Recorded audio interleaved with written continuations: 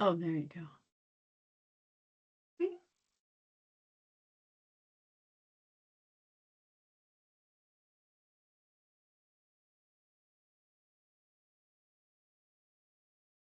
Hi everyone, thanks for joining us today. We're just going to give it a couple minutes and let some folks filter in, and then we'll get started.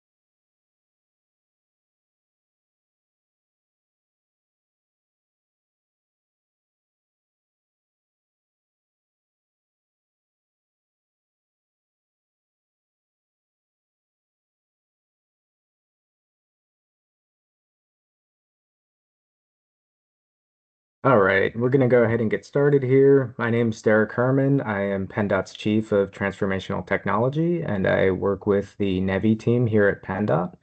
Dorothy, you want to go ahead and introduce yourself? Hi, I'm Dorothy Holloway, EV Coordinator on the NEVI team here at PennDOT. Today, we're going to go over a webinar for our Round 1A that was just announced for our EVC RAA program. That's the RAA is the Reliability Accessibility Accelerator, and we'll talk through a couple things, part of the agenda today. Um, so just by way of introduction and trying to level set here, we are recording this so we can post it on our website.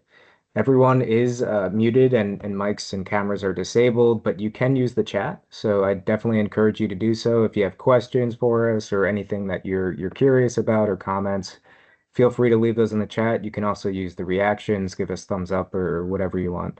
Um, so with that, today's agenda, we're going to be going over just a quick EV registrations update. We love to do this on all of our calls that we put out.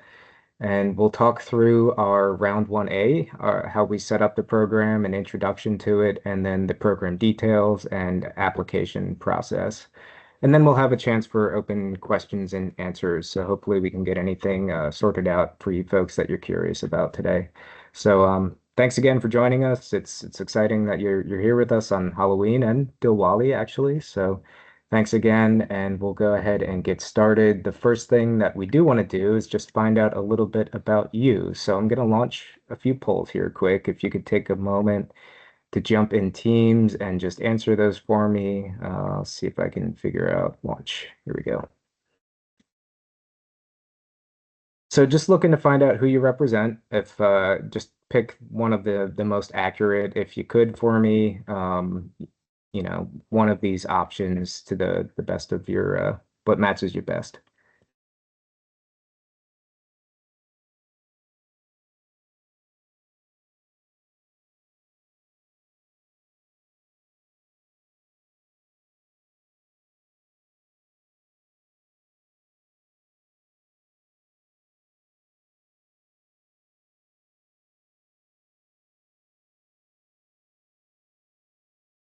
Dorothy, can you confirm for me that poll's coming up? Yes, I can see it. Okay, thank you. We'll just give a moment here.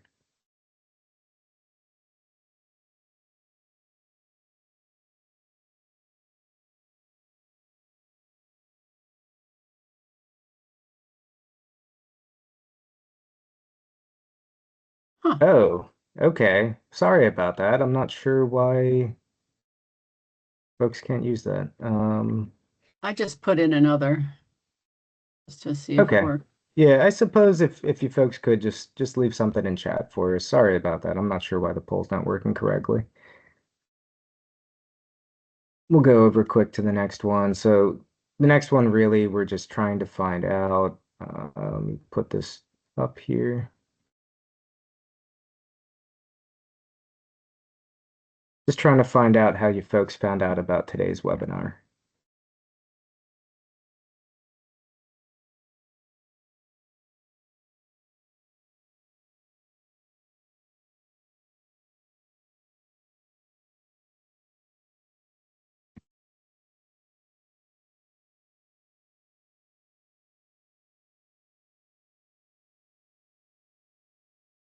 Looks like our email's been fairly effective, so glad that got out there. Thank you, folks. And then just a really quick last question. I'll pop up here. That one. And just trying to find out your roles as you see them in potential projects that could be submitted as part of this program.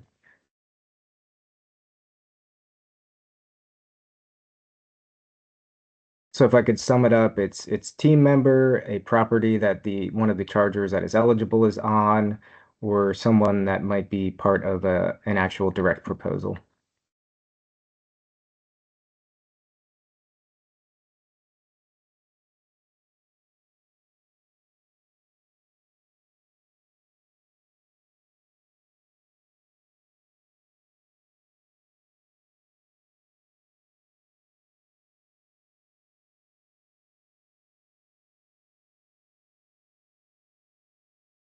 Awesome.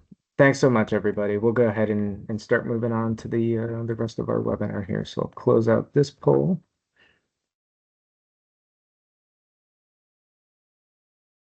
All right, so I mentioned earlier we're going to do a little bit of a EV registration update. So these are the most recent numbers we have. They're about a month old already at this point, so we'll have some new ones coming out here pretty soon. But as of 9:30, we've just kind of finally eclipsed that 1% of battery electric and plug-in hybrid vehicles in the state. So if you add up the first two rows there, you get about 125,000. If you're not aware, we have about 12.1 million registrations in Pennsylvania, so eclipse that important mark. And kind of as you can see on the right, it's been a fairly exponential increase over time here. So excited to keep that moving. Always kind of like to level set with that, but also like to promote that we have a map of EV registrations you can view online. So if you're ever curious about how things are looking in your locale or a certain area you might have interest in putting a charging station, you can pull up by zip code or by county all the different alternative fuel registrations in those areas. So that can be found on our website. It's right on penndot.gov/EV.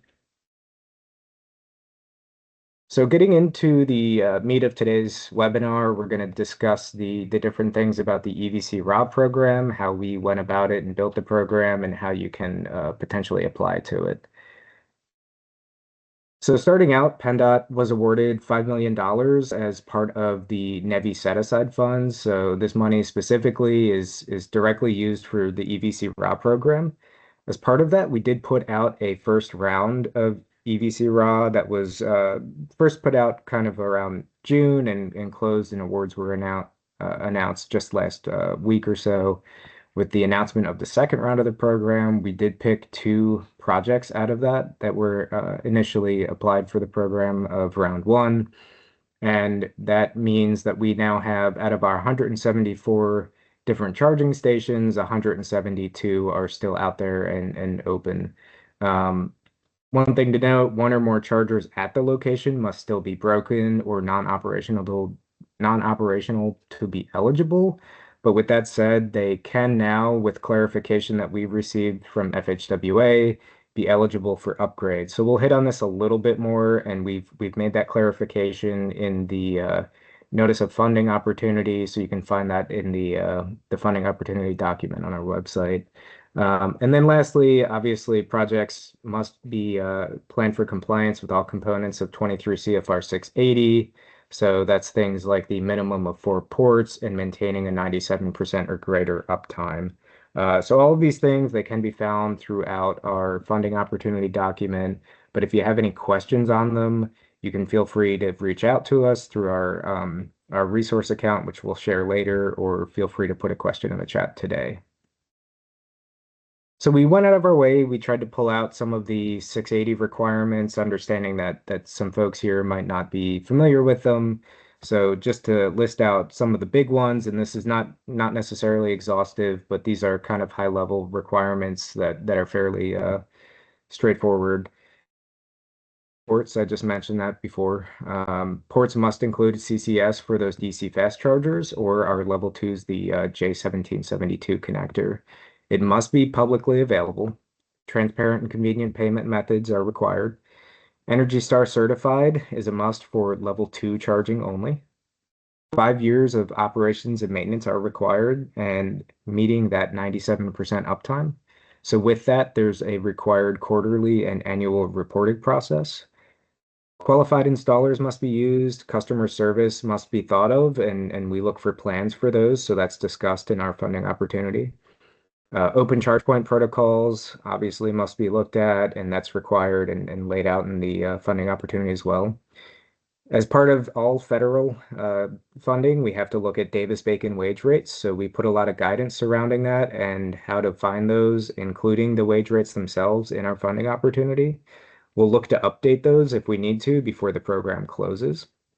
Buy America compliant equipment is required, and there's many more requirements that can be found in 23 CFR 680. So we'll share out all of this info. We'll put these things, these slides, and a recording of today's webinar on our website as well. But if you have questions, again, feel free to ask us. Hopefully we can help out and reply. All right, EVC RAA projects located within 1 mile of an AFC. So these AFC EV corridors, they're on our website. We have this map also on there. They are required to operate 4 DC fast ports. So the purpose of this is that they're supporting longer distance travel. They must meet that simultaneous 150 kilowatt charging. So this is akin to our AFC rounds of NEVI that we put out the 3 project awards for previously, and similar to the EVC RAA program before. Other ports, all other that aren't serving an AFC, as mentioned in the first bullet, they must operate at least 4 ports, each capable of simultaneous 6 kilowatt charging. So that's really getting at those level 2 projects off of the AFCs.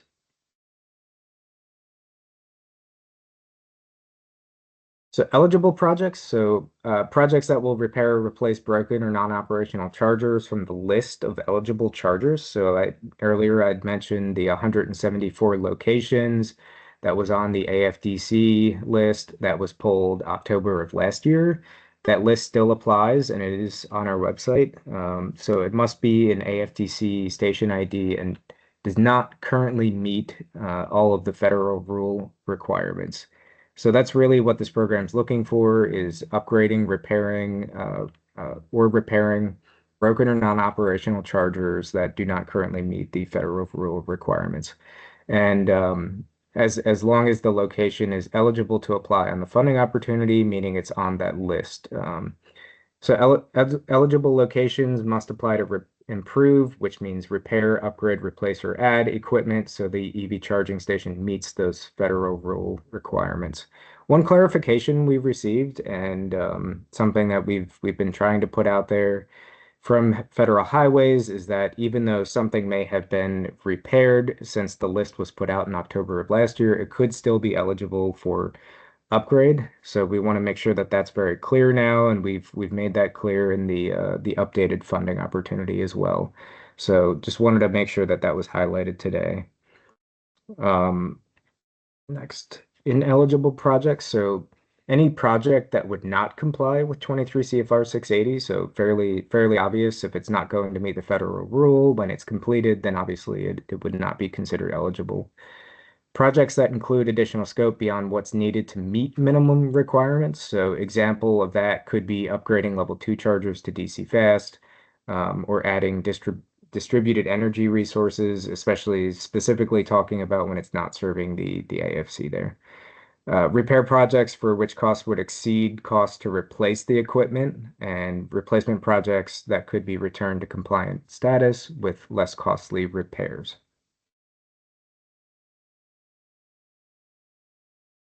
So the timeline we're looking at, we just last week on October 24th released the funding opportunity.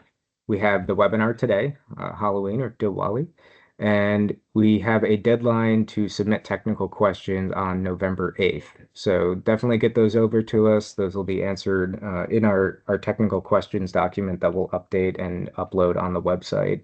Those questions can be made to our resource account. So again, we'll share that towards the end of the call and make sure that you have some way to reach out to us. November 11th is when we expect to open our e-grant system. So that's the system where the proposals are made, and that will open up on the 11th of this next month here. And the program would then close January 10th, 5 p.m. for proposals, at which point we would then start beginning our review for awarding projects. We do expect that this would take us anywhere from, a couple weeks through to January, the end of January or early February, at which point we'll make notifications of award, step through our NEPA process for approximately 2 months there, and then get through agreement execution. So that's a high-level timeline. We'll always expect to try to beat some of these, but the ones that will hold firm will be the deadline for the technical questions. When e-grants will open, November 11th will be set in stone, and then the deadline to submit proposals. We're going to try and hold that as much as possible for January 10th at 5 p.m.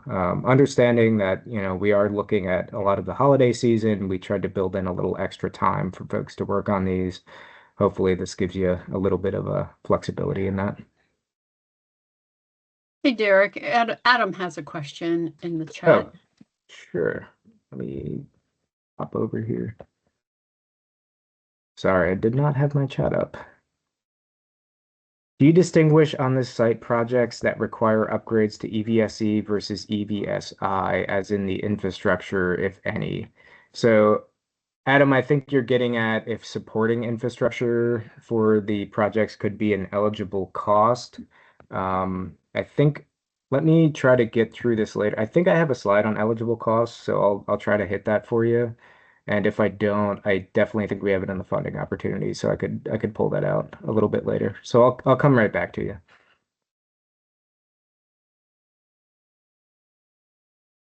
Okay. Proposal process. So largely this has changed quite a bit. We did a lot of outreach and talked to quite a few folks. We felt that our round one was a little more work than we were hoping. So we've really cut down the proposal process. It will still be the same as round one, where the online submission will be through eGrants. So there's registration information in section 4 of our funding opportunity you can find there. But if you need any help, you can absolutely reach out to us, and we'll do what we can to get you registered on there. Um, One proposal per eligible project site, but prospective contractors may submit multiple proposals. This distinctly is a change from our round one. Previously in round one, we were trying to get as many different sites into a proposal as possible. We've actually turned that back, and we removed the Excel file that we had used from round one. So now when you go into eGrants to make a proposal, prospective contractors would submit only one site at a time. And if there's interest in multiple sites, then it would be a second proposal and thereon. Each project, obviously, we score them individually. So that's to say, if a prospective contractor is looking at more than one site, the sites will be scored individually, but they may be awarded multiple of their proposals out of that. Site host letter of commitment is required. So really, again, similar to NEVI, we're trying to make sure that there is some level of commitment from those that actually own the site and will host the EV charging infrastructure on site. Appendix 2, there's detailed proposal instructions, and we can answer any questions surrounding those. Again, I'd just like to mention that we really made the proposal process a lot easier this time. There's less questions in general and less to work on. So we tried to simplify a couple things, and you can find all of that in our funding opportunity. And then lastly, all the proposal questions that you see here is will be reflected in eGrants. And sorry, I don't think we updated this, but the proposal Excel file that was used in round one is no longer used, so you will not find that. You do not have to download it, fill it out, and re-upload it this round. Some different EVC raw requirements that are specific to PennDOT. So just making sure that we hit these as they might be different or not required in other states if you've looked at their programs. We do have a local hiring preference requirement. So this was started in our NEVI Round 1B and also part of our first round of EVC raw. Will be part of this round as well. We're requiring 50% of the Davis-Bacon labor wages to be covered by workers who live within 50 miles of the project site. So there's more details surrounding that. There's in the document, there's also a sort of waiver process where we can improve getting around that. But pretty much looking as much as possible, trying to hit those with all of our projects here. So like to point that out. It's a newer requirement for our NEVI programs, but also carrying that over into our EVC raw round 1A here. It is still, and this is actually carried through every EVC raw project, as far as I know, across the country, is that there's a 80% cap on the reimbursement. So it's an 80-20 share out of the program, the 20% coming from those making the proposal. Projects must be operational within 15 months of the conditional award date. So knowing that, obviously part of that timeline is getting through NEPA and getting through contracting, we PennDOT will do as much as we can to try to get those done as quick as possible. And that really is intended to hit the period of performance that we have set with FHWA for the program. We have a sort of a drop dead date for our period of performance with the grant money that we were given, so trying to hit that with these projects. And then just lastly to note, there's many more additional requirements and details found in this funding opportunity document. It's linked here, and we'll share these slides on our website. But if you have any questions on any of those, feel free to reach out. We've put out many resources in general, so a lot of these things in the funding opportunity document help you kind of understand how we're going about the program. So there's a lot of things about the equipment requirements, a couple that we've hit on today. There's an extremely detailed scoring rubric that will tell you exactly how we look at the different projects and how we score them and what our considerations towards those points are that are used to then pick the projects to award. The list of project deliverables are in there, so you can understand as you go through the different steps and stages of the project, all the different things that would be due as part of the project deliverables. And then lastly, there's a lot of different graphics surrounding the different steps of the projects. So understanding there's a lot that goes into these and many different steps from conditional award all the way up through notice of acceptance. We've tried to lay out those timelines and those expectations in the document, and you can pretty easily follow a couple tables in there that lay out the different 4 different stages of the project and how we go about handling them. The final site design checklist is also in there. So this is something that we've done with NEVI and our other EVC route program. We try to put out a list of the things that we're looking at as it relates to final site design and what we're reviewing as we go to approve those. So you can easily see kind of some of the things that we'll take into consideration as we step through design and look to give approval for that. And then lastly, the draft legal agreement, it is a draft, so it is subject to minor changes, but it likely won't mostly change at all. There's a draft legal agreement for the program that we'll work on signing after award is finished. We work to get NEPA finished up, then we work on the legal agreement, and that draft is in there for review even right now.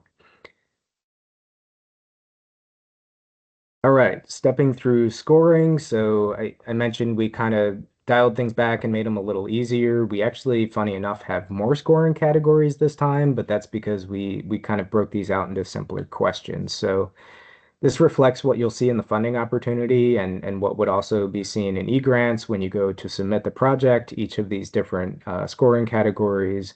And I won't subject you to listen to me reading all of them. But for the most part, these things have stayed the same from round one, but have greatly been simplified. So looking for things like team roles rather than giving us a very detailed qualification experience document, just trying to understand who's doing what. And then a lot of it from there will go into how you're looking at improving accessibility and reliability with the project. So a lot of the points are really assigned towards that.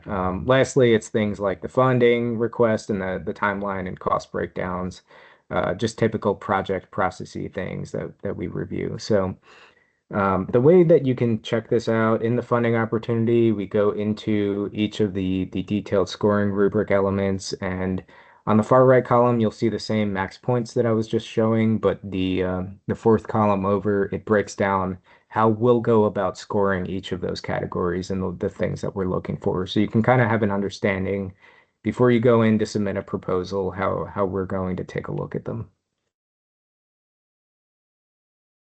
All right. So just sharing out, we have some typical EV resources that we like to put out there and some specific to the RAA program. These will all be clickable links once we update the website to share this in the next day or so. So you can look into an important considerations document that's actually already up on the website, and you can check that out. It's just a quick 3-page summary of important things that you should consider, and quite a few of them we talked about today. The final list of those 174 eligible sites are also up on the website. And then we also have a link to look up EVITP certified electricians that are required for the program. Lastly, that's just a link to our RAA website. So that's the same website I keep referencing today. You can find hot links through that if you go to penndot.gov/EV, step into our NEVI pages, and then in there, there's an EVC RAA specific web page. Okay. Other EV resources. This is same stuff we've shared out many times, but anyone new to this, these are fantastic resources for anything EV related, and especially NEVI and EVC RAW. There's a lot of different things out there on the formula program and how it's structured, and then just resources for PennDOT and Pennsylvania specifically that you can look into the different things that we're doing, things like the EV registration map that I showed earlier today. So we'll get over now to questions, and Adam, we'll definitely get to yours here in a second. Dave, looks like, can we submit an application to replace all existing chargers with new units that meet the NEVI standards? Um, I I think you're getting at all of the chargers that would be on an existing site. So as long as they're on that list, Dave, and that's what you might need to double check if they're on the eligible list. Um, those 174 chargers, those AFDC station IDs need to be on the list. So I think that's what you're asking.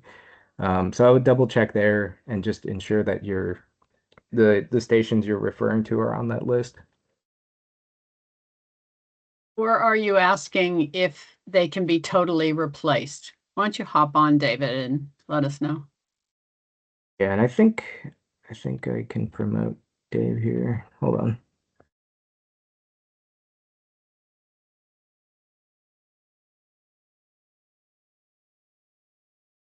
There you go, Dave. See if that works for you.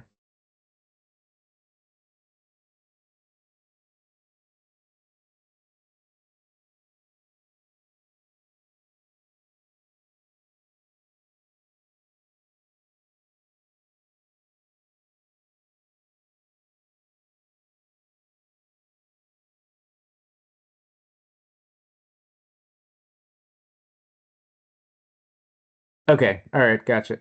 Gotcha. Thanks, Dave. Okay, I think, and then just following up, Adam, you were asking, do we distinguish between projects that require upgrades to EVSE versus the infrastructure? So just really quick, I'm going to pull up eligible costs from our funding opportunity. I think that should help you out here quick.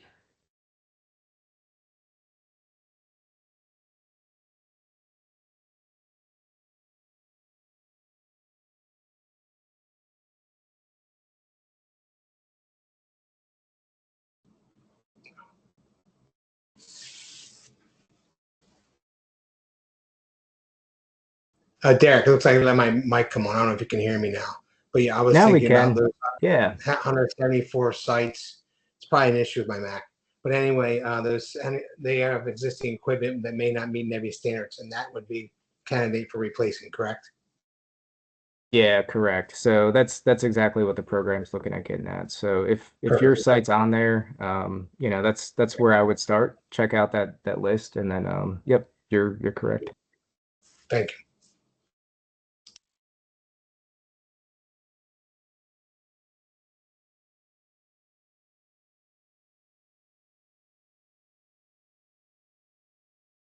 All right, sorry, Adam. So I think we're finally here.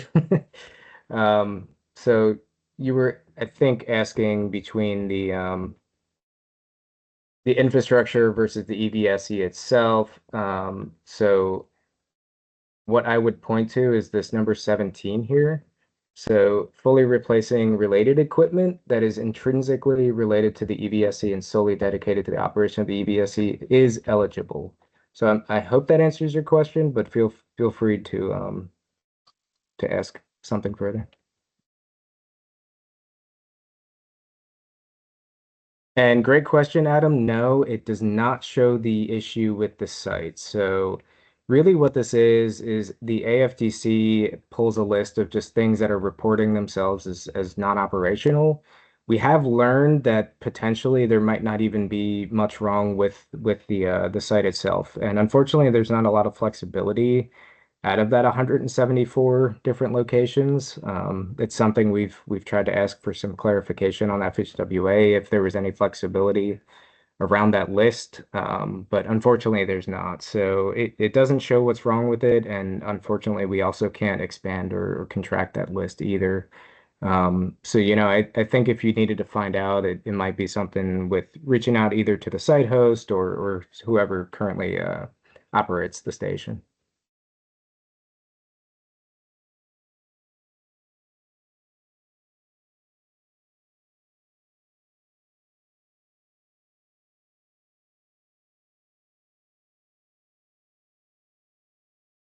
I think that's all the questions I'm seeing, but Dorothy and I'll hang out for the rest of, the next half hour or so. Anyone can feel free to hang out with us. We'll be here for a while. So if you want to put something in chat, if you need to throw the mic on, just let us know. We can promote you. But otherwise, thank you so much for joining us today. Thank you.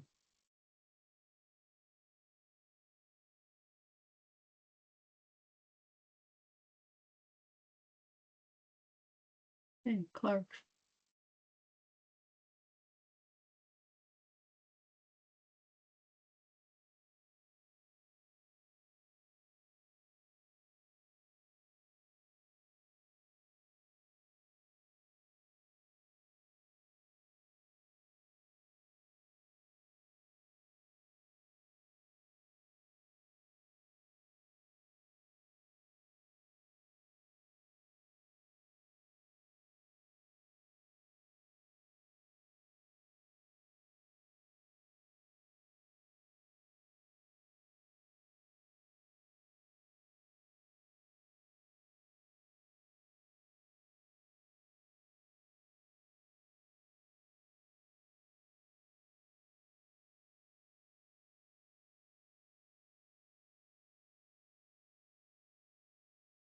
Clark, Wesley, you have any questions?